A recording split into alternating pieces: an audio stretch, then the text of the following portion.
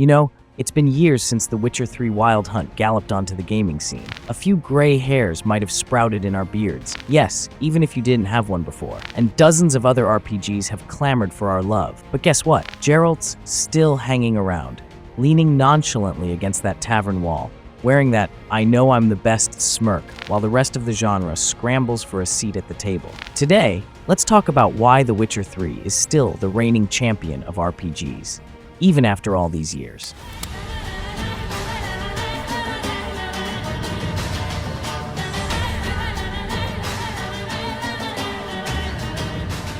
If RPGs were a continental cuisine, The Witcher 3 would be that lavish feast in Toussaint, complete with an endless fountain of est wine and the kind of monstrous centerpiece that makes you say, so that's what a Shaelmar looks like on a platter. The game launched in 2015, but it still stands proud in 2024 and beyond, like a Leshen's totem carved into the industry's memory. So how did this happen? First off, it nailed the art of storytelling in a way that's aged finer than Beauclair's best vintage. Think back to the Bloody Baron questline.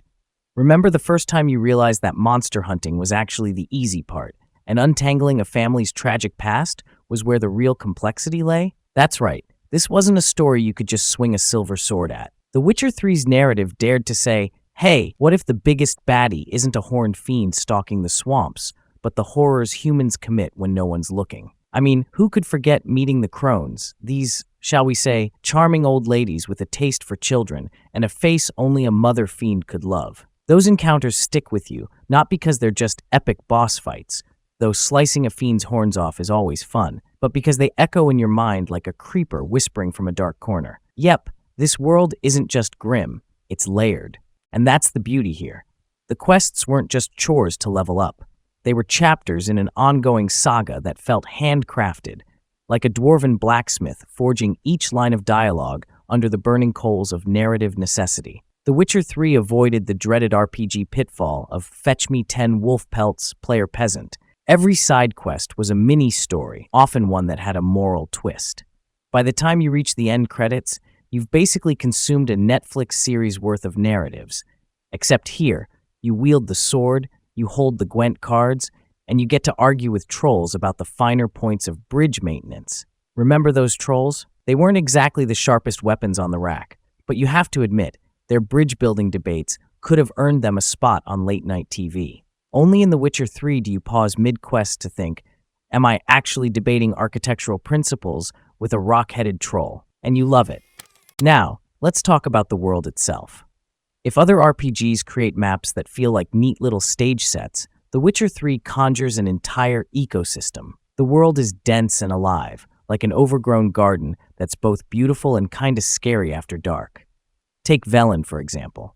Wander through its swamps at dusk, and you might feel the hairs on the back of your neck salute. If you catch yourself whispering winds howling in Geralt's trademark gravelly tone, don't worry, that's just you blending in with the ambiance. And what about the cities? Novigrad, with its bustling markets and pickpockets, feels genuinely alive.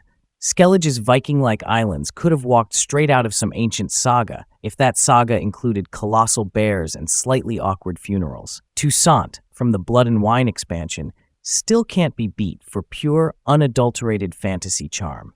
It's also tangible that returning to The Witcher 3 after playing other games feels a bit like coming home from a weekend away. The smells, the sounds, the screaming harpies.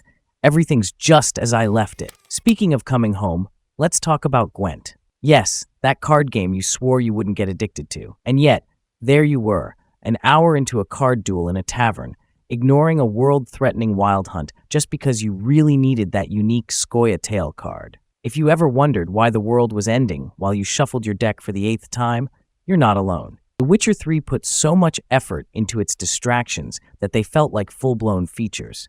The result? Even the mini-games were memorable enough to spawn a standalone hit. Let's face it, if a game's spin-off card game secures its own loyal fanbase, that's something special. Then, of course, there's the humor.